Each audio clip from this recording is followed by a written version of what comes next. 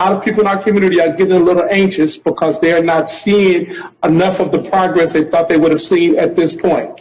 Let's not disappoint them, and let's not get to a place where voters in Georgia begin to second guess. Okay, let me respond. I've got to go. Let me respond. There's a lot to respond to here. Let's get something straight. You shouldn't be disappointed. What I've done so far is more than anybody else has done this far. Okay? Number one. Number two. I mean what I say when I say it. I mean what I say when I say it. I'm the only person who's ever run on 3 platforms that I was told could not possibly win the election, and I never ceased from it. One was on restoring the soul of this country because of what I saw happen in Charlottesville. That was it. No one else was talking about it. The words of presidents matter. Nobody else. No progressive was talking about it. I did. Well, I don't know if that counts. I'm not so sure. Well, if it doesn't count for y'all, well, the hell with y'all. But because it's real. It's real. For 25 years as a United States Senator. Before, Sherilyn, you were even involved. I got it. I started off, I'm much older than you. That's why I got involved in politics.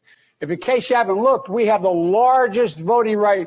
Kristen, my operation, 1,000 lawyers, bigger than you or anybody else out there on voting rights. Not include, unless something happened since we've been talking, paid family and medical leave. Yes, it does. No, it does include. It does include paid family medical leave. But does it have enough? Well, it has more than, I don't think you've read it. It has significant. Okay. No, I've been reading it, and I said something may have happened since, but it was 1.8 million was going to take. Well, I don't know if that counts. I'm not so sure. Well, if it doesn't count for y'all, well, the hell with you. It's not now. One of the things I'd be concerned about, just as was pointed out to me that you wanted me to be concerned, Derek, I think it was you said it, about, dealing with Vilsack as in terms of agriculture. Well, first of all, you can learn more about Vilsack's record, but my point is this. I don't think we should make that a big issue going into before January 5th when the election takes place down in Georgia. But I also don't think we should get too far ahead of ourselves on dealing with police reform in that, because they've already labeled us as being defund the police. Anything we put forward in terms of the organizational structure to change policing, which I promise you will occur, promise you. Just think to yourself and give me advice whether we should do that before January 5th, because that's how they beat the living hell out of us across the country, saying that we're talking about defunding the police. We're not. We're talking about holding them accountable. I just raised it with you to think about. How much do we push between now and January 5th? We need those 2 seats about police reform, but I guarantee you there will be a full-blown commission. I guarantee you it's a major, major, major element. And as Reverend Al said, I was a pain in the ass to everybody except him when we did the commission before. I didn't think we went far enough. We can go very far. It matters how we do it. I think it matters how we do it. As I learned early on, it's all right to question your opponents, and you're not my opponents, any of you. It's always appropriate to question your opponent's judgment. It's never appropriate to question their motive, even if you know it. Because once you question their motive, you're done. You can't get anything done. By the way, let's talk about building highways. By the way, you're in the pocket of the cement industry. Now, what can we do together? Not a chance of getting anything done.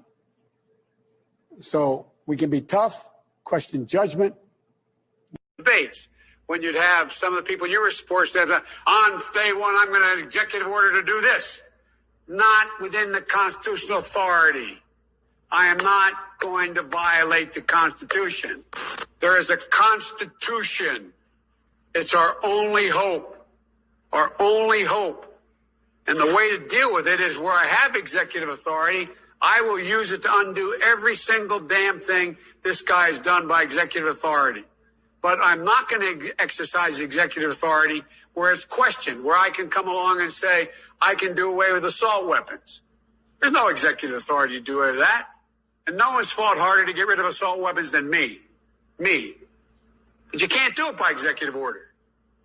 If you do that, next guy comes along and says, well, guess what? By executive order, I'm going to say everybody can own machine guns again. So we got to be careful. I know you all know this. I know you know it. And poor Kamala's heard me say this, and so has Cedric. I used to have a friend named Bob Gold, who was a really bright guy. Not much of it. We went to school together. He wasn't an academic whiz. The Bob Gold story sadly doesn't go anywhere. The upshot of the anecdote is that he taught Biden the word overstand, which is a kind of black power term from back in the day that was used as a stand-in for understand, but adding in an element of higher level awareness. He looked at me and said, Joe, I not only understand you, I overstand you. I'm sure you overstand me here. Biden also heard from the NAACP's Johnson, whose organization, among many others, had been pushing to have representation.